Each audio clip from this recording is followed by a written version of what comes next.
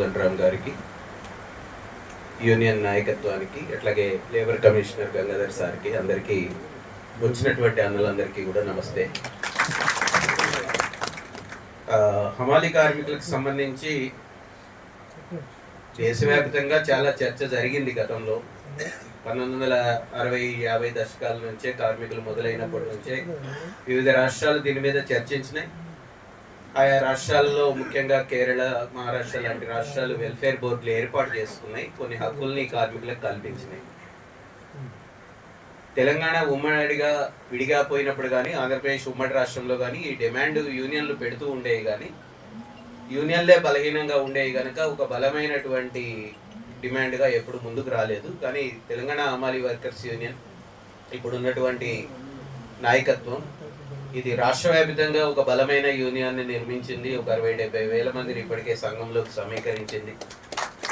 ఆ తర్వాత ఈ విషయాన్ని చాలా పట్టుదలగా 2022లో భారత్ జోడో యాత్ర జరిగినప్పటి నుంచి ఒక అంశంగా తీసుకొని ప్రచారంలోకి తెచ్చి, ఆ తర్వాత మేనిఫెస్టోలో కూడా శ్రీధర్ బాబు గారు చైర్మన్గా ఉన్నప్పుడు ఆయన్ని కలిసి పెట్టించి, ఆ తర్వాత ముఖ్యమంత్రి గారి దగ్గరే లేబర్ శాఖ కూడా ఉండేది కనుక ఆయన్ని కలిసినప్పుడు కూడా ఈ విషయాన్ని ప్రస్తావించి ప్రొఫెసర్ కోదండరామ్ గారు కానీ, మేము కానీ, ప్రొఫెసర్ హరగోపాల్ గారు కానీ అందరం కలిసి ఈ విషయాన్ని ఒక చర్చలో ఉంచడానికి ప్రయత్నం చేశాము. కానీ గత కొద్ది రోజులుగా మీరు వరంగల్లో చేసినటువంటి సభకి 7-8 వేల మంది హమాలీ కార్మికులు రావడము, అక్కడ సీతక్క గారు కూడా వచ్చి, అట్లాగే స్థానిక శాసనసభ్యులు కూడా రాజేంద్ర గారు కూడా వచ్చి మనకి హామీ ఇవ్వడం, ఇదంతా జరిగింది. అందుకని ఈ ప్రయత్నం మనం ఎప్పుడూ ఎక్కడ ఆగలేదు. కాకపోతే ఇవాళ మినిస్టర్ గారు మన సభలో ఉన్నారు, సంతోషం, ఆయనకి ఆహ్వానం పలుకుతున్నాము యూనియన్గా. ఒక 2-3 ప్రత్యేక విషయాలు ఆయన ముందు ప్రస్తావించి నేను ముగిస్తాను. ఒకటి, హమాలీ కార్మికులు పెద్ద సంఖ్యలో ఉన్నారు రాష్ట్రంలో, వాళ్ళ కుటుంబాల ఇదంతా చూసినా కూడా చాలా పెద్ద సంఖ్య ఇది. ఇతర ఏ ఉద్యోగాలు చేయలేనప్పుడు ఒక శారీరక శ్రమను నమ్ముకుని చెమటొచ్చి పనిచేసేటువంటి శ్రమ ఇది.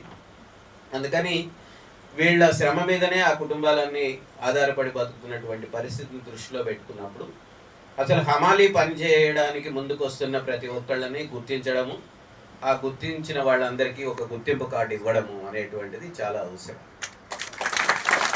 అది చాలా ముఖ్యమైనటువంటి పని. ఎవరు హమాలీలుగా ఉంటారు, ఎవరు కాదు అనేటువంటి తేల్చుకోవడానికి ఒక గౌరవప్రదమైనటువంటి స్థానాన్ని ఇవ్వడానికి కూడా గుర్తింపు కార్డు అవసరం.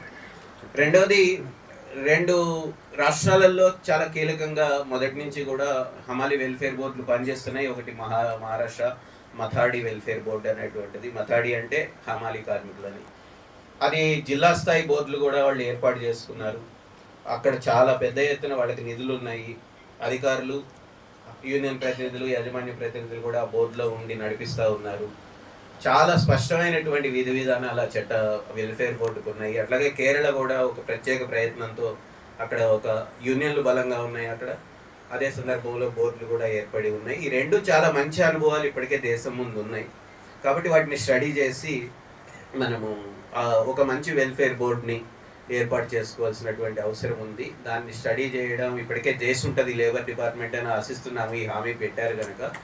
అట్లాగే కాంగ్రెస్ పార్టీకి కన్సల్టెన్సీగా ఉన్నటువంటి సంస్థ కూడా ఒక స్టడీ చేసినట్టు మా దృష్టికి వచ్చింది. వాళ్ళు కూడా ఆ బోర్డులు ఎట్లా పనిచేస్తున్నాయి అనేటువంటిది స్టడీ చేసినట్టుగా దృష్టికి వచ్చింది. వాటన్నిటిని పరిశీలించి మన దగ్గర ఒక మంచి వెల్ఫేర్ బోర్డుని ఏర్పాటు చేయడానికి పూనుకోవాలనేటువంటిది మేము కోరుతున్నాం.